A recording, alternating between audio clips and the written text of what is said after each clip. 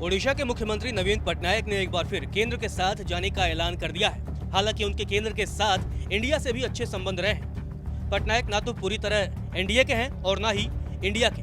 ऐसे में उनका गेम क्या है, आइए जानते हैं। ओडिशा के मुख्यमंत्री नवीन पटनायक ने दिल्ली सर्विस विधेयक और अविश्वास प्रस्ताव पर अपना रुख साफ करते हुए बीजेपी के साथ जाने का ऐलान कर दिया है। वही खबर तो ये भी है कि पटनायक के अलावा आंध्र प्रदेश के पूर्व मुख्यमंत्री चंद्रबाबू नायडू की तेलुगु देशम पार्टी का भी यही रुख हो सकता है। ये खबर सामने आते ही सियासत एक बार फिर से गर्मा गई है। इन दोनों क्षेत्रीय दलों के इस फैसले ने जहां राज्यसभा में बीजेपी को बड़ी राहत दी है, तो वहीं विपक्षी दलों के लिए चुनौती खड़ी कर दी है। इसी वजह से कांग्रेस और आप समेत दूसरे दलों के नेताओं की ओर से बीजेडी को लगातार घेरा जा रहा है। हालांकि ये पहला मौका नहीं है जब बीजेडी को बीजेपी का समर्थन देने की वजह से आलोचनाओं का सामना करना पड़ रहा हो।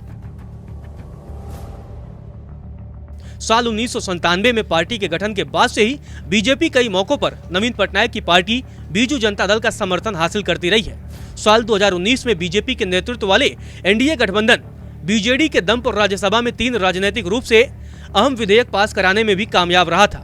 इन विधेयकों में अनुच्छेद 370 निरस्त करने वाला विधेयक, 3 तलाक को गैर कानूनी बनाने वाला विधेयक और नागरिकता संशोधन विधेयक भी शामिल है। लेकिन दिलचस्प बात यह है कि बीजेडी जहां अहम मौकों पर बीजेपी को सहारा देती नजर आती है, वहीं कई मौकों पर वह बीजेपी से दूर खड़ी भी नजर आती है।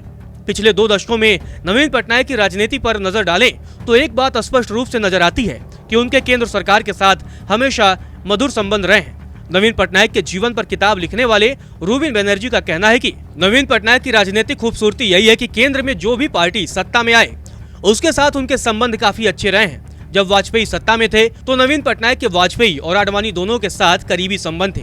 फिर जब यूपीए के दौर में सोनिया गांधी सत्ता में आई तो नवीन पटनायक के संबंध उनके साथ भी अच्छे रहे और मोदी के साथ भी उनके काफी अच्छे संबंध है। इसके अलावा 1997 में जब बीजू जनता दल का गठन हुआ तो संसाधनों की कमी से जूझ रही क्षेत्रीय पार्टी को बीजेपी से ही आर्थिक मदद मिली थी। पार्टी की स्थापना के बाद जब भुवनेश्वर में पहली रैली हुई तो साहिब सिंह वर्मा समेत दूसरे बीजेपी नेता मंच पर मौजूद थे। इसके बाद जब केंद्र में बीजेपी सत्ता में आई तो नवीन पटनायक उस सरकार में केंद्रीय मंत्री बने। ऐसे में ये संबंध बेहद पुराना है।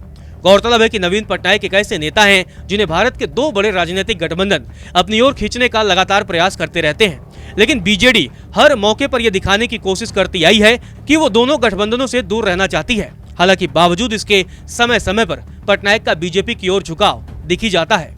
वहीं राज्यसभा में आने वाले कुछ दिनों में अविश्वास प्रस्ताव पर वोटिंग हो सकती है। इस समय राज्यसभा में कुल सांसदों की संख्या 238 है और 7 सीटें खाली हैं। इस लिहाज से इस विधेयक को पारित कराने के लिए बीजेपी को 120 सांसदों के समर्थन की जरूरत होगी। लेकिन फिलहाल बीजेपी के नेतृत्व वाले एनडीए गठबंधन में सिर्फ 103 सांसद हैं। वहीं वाईएसआर, कांग्रेस और बीजेडी के पास राज्यसभा में 9 सांसद हैं।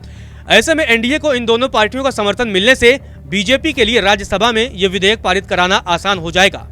यही वजह है कि कांग्रेस और आम आदमी पार्टी समेत दूसरे दलों की ओर से बीजेडी की आलोचना की जा रही है।